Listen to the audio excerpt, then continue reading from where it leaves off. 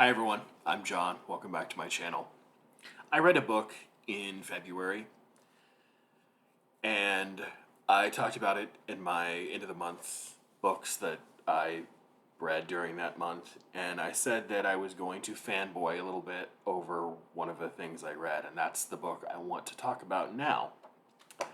It is a book that I found at a library book sale last October and just casually picked it up, not expecting too much because, for whatever reasons, I just didn't have huge hopes. However, it was a name I sort of wanted to familiarize myself with, and the name is Frederick Buechner, the now late American novelist, and the novel is Godric. Buechner wrote a series of religiously themed fiction. When I say series, I mean not in that sense, but just several books that are religious in theme and also are set in the Middle Ages. There are at least 3 or 4 of them, I think. And I think this is one of the better known ones. The Godric of the title is actually a historical figure. This is not a biography. This is a novel. But he takes a piece of literature that I'll mention and quote from in a little bit and sort of makes it his own, fictionalizes it, keeps close to the actual story of the person that we know about from history, but adds his own novelistic imagination, let's say. I want to open up with a quote, a translated quote from another character in the book whose name is Reginald of Durham, who is also a very real historical figure from the early 12th century.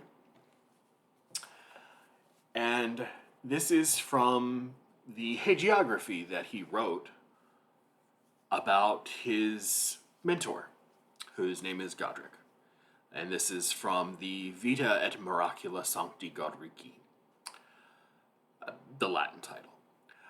On arriving at Finchale, he beheld a place altogether wild, for it was almost unknown even to the inhabitants of the neighboring country, and was the abode of the native vipers, and the hiding place of snakes. But he did not entertain any dread on that account, nor did he fear the nests of that multitude of vipers, nor the gloomy tombs that existed in that uncultivated solitude. And there's another quote I really love that really gets at the heart of what the book is all about.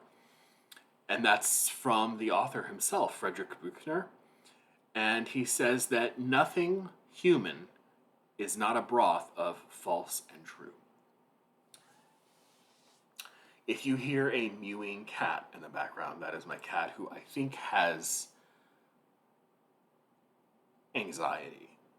Very, very low-grade anxiety, and basically walks up and down the house when I'm the only person here. So ignore him, he's fine. How does someone born into humble circumstances, like Godric is, live a life full of sin, which we'll talk about in a second, only later to become venerated and lionized by the Catholic Church as a saint? This is the question that Frederick Buechner takes up in Godric, which is, like I said, a fictionalized account of Reginald of Durham's autobiography cum hagiography of the very real life Godric of Finchale, who lived a very, very long life. We think he lived to be over 100 years old, born right before the Norman invasion of England in 1065 and lived until around 1170. Could have been about 105 when he died. And his original hagiography was written, like I said, by Reginald of Durham, who we think died around 1190. Buechner's starting point is Reginald of Durham's hagiography, which I told you the Latin title earlier. The English translation is The Life and Miracles of St. Godric, which he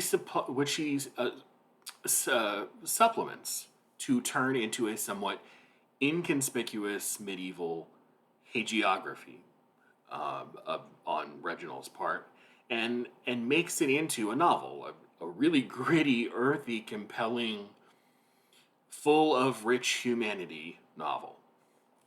Godric, whose name means, by the way, God reigns, or God Wreck, WRECK.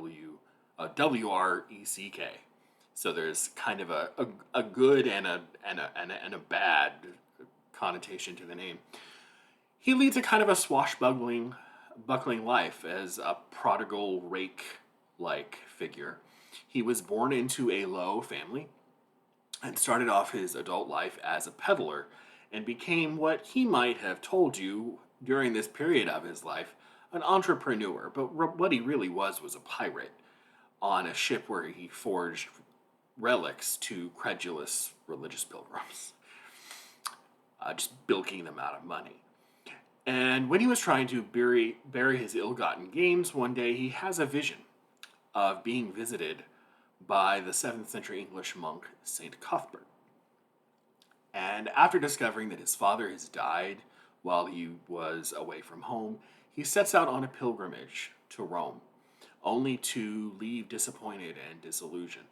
But he has another religious experience with a maiden named Gillian, and he takes on another pilgrimage where he goes to Jerusalem and gets baptized in the River Jordan. After a few years that he spends in the service of a Norman monk by the name of Ranulph Flambard, thanks Mom and Dad for that, by the way, Godric builds himself a hermitage on the banks of the River Wear in England. Here it's Godric, who, like I said, lives to be a centenarian. He lives out the last half of his life answering pesky questions asked by nosy pilgrims, performing penance for his past deeds, and suffering Reginald's incessant probing questions about Godric's choices while he tries to make heads or tails of this old, wily monk. Reginald, by the way, you might be asking what he's doing there. Reginald is there to learn Godric's story. He's been sent, presumably by the church or someone making official records of some sort of living contemporary saints, to take down Godric's story, because they know that his story is a compelling one, an interesting one that needs to be recorded for posterity. So they send out Reginald, and Reginald, the poor guy, he has to deal with this old man who is a very, very reluctant saint. Very reluctant. Godric's harrowing life and conversion would capture, I think, the reader's attention in any language, but Buechner's highly stylized prose, poetic prose, that consciously echoes the writing of medieval hagiography adds just another wonderful layer to an already compelling spiritual journey. Here are the opening lines of the book, where he talks about his well-known relationships with snakes. Again, kind of echoing what I opened with from Reginald. And the snakes that he's come to befriend at the Hermitage, the vipers.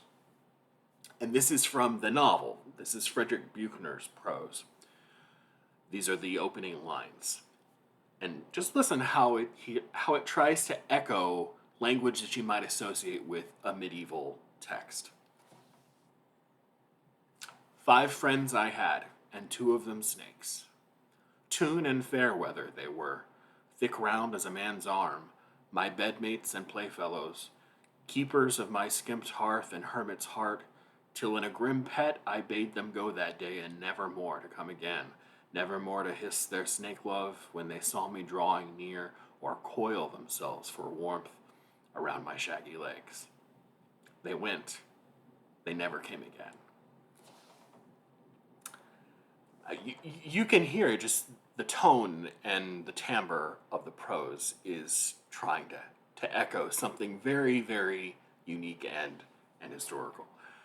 Godric's story is one that appeals to different ages for different reasons, I think. It captured the medieval mind, which was steeped in fearing God, as many hagiographies did. because it was a testament to the way in which a very ordinary, fallen, sinful person could discover the error of his ways or her ways and become reborn anew.